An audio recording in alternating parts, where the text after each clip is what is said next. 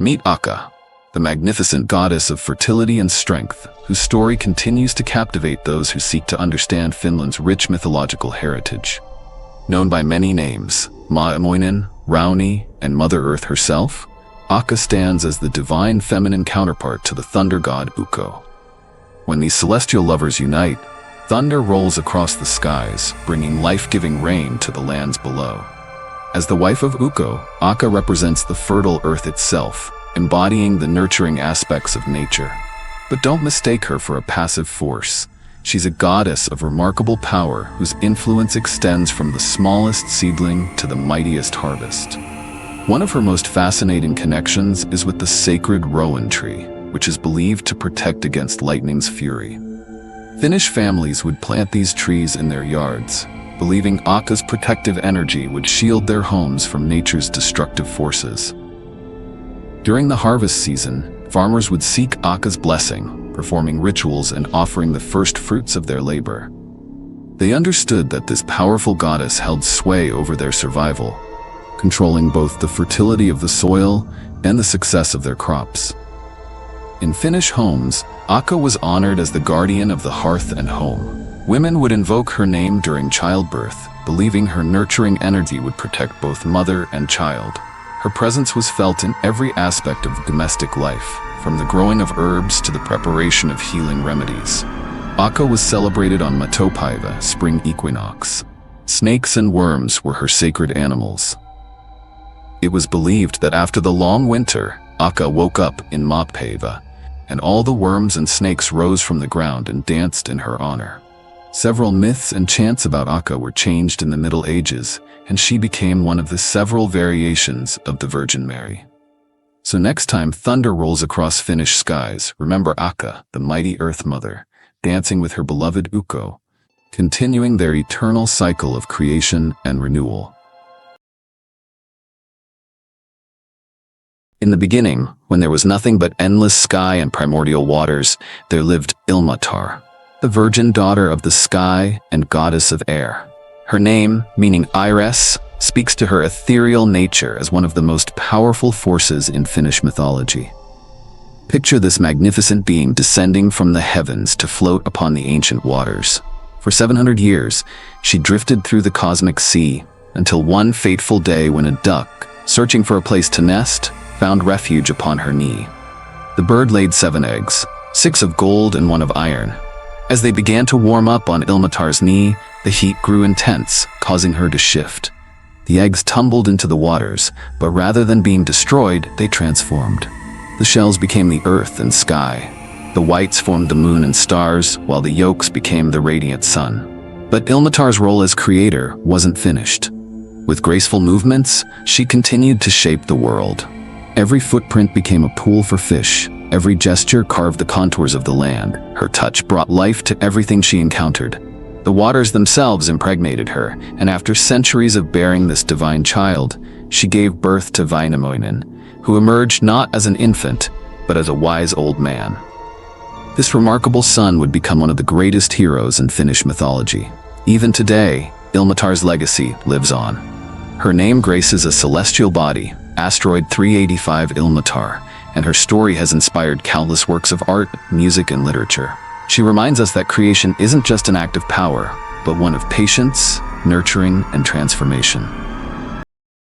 Welcome to the mysterious world of Finnish mythology, where we'll uncover the fascinating tale of Louhi, the powerful mistress of Pohjola, whose legacy continues to captivate audiences to this day.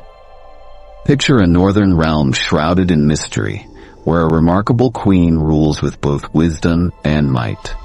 This is Louhi, the matriarch of Pohjola, whose extraordinary powers include shape-shifting, commanding the weather, and even controlling the movements of the sun and moon.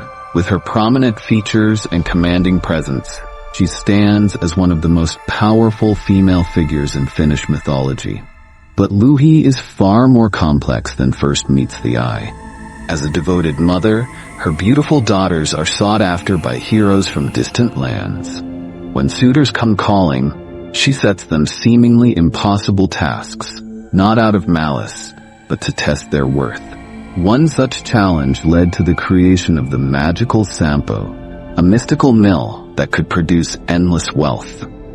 In her role as the ruler of the Northern Realm, Louhi demonstrates remarkable leadership qualities. She's hardworking yet bold, cunning yet fierce, making her a fascinating study in contrasts 3.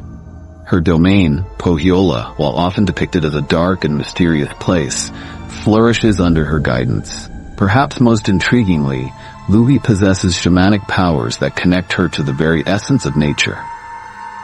She can transform into a mighty eagle when needed, and her connection to the mystical world runs deep. As keeper of ancient wisdom, she holds the knowledge of powerful enchantments and magical arts. But don't mistake her for a simple villain, as some tales might suggest. Like the harsh northern lands she rules, Louhi represents the raw, untamed power of nature itself. She's a protector of her realm, a guardian of ancient knowledge, and a force to be reckoned with when crossed. Even today, Louhi's influence endures. Her name has become synonymous with strength and durability in Finnish culture, so much so that the very word for mining in Finnish, Louhia, carries her legacy. She reminds us that true power lies not in how others perceive us, but in the strength of our convictions and the wisdom of our actions. So next time you hear tales of the mighty Mistress of Pohjola, remember that like all great mythological figures, Louhi's story teaches us about the complexity of power, the importance of wisdom, and the enduring strength of those who dare to rule on their own terms. In the darkest corners of Finnish mythology dwells Loviatar, the blind daughter of Tuoni, the god of death, and his queen Tuonatar. Born in the depths of the underworld, she emerged as one of the most formidable and mysterious deities in Nordic lore. Known as the goddess of death and disease, Loviatar's tale is one of profound power and transformation. Picture her standing at the crossroads of mortality, her presence both terrifying and compelling. Despite her blindness, she sees into the very essence of life and death. One of the most dramatic chapters in her story unfolds when the east wind impregnates her. Wandering through mountain springs and sacred streams, bearing her heavy burden, she makes her way to the mysterious Northland. There, guided by the supreme god Ukko, she encounters Louhi, the witch of Pohja, who assists in the birth of her 9 children. These 9 offspring become the embodiments of humanity's greatest afflictions: colic, pleurisy, fever, ulcer, plague, consumption, gout, sterility, and cancer. But it's her unnamed 9th child, considered too terrible to name, who becomes the greatest plague of humanity, spreading strife and envy throughout the mortal realm.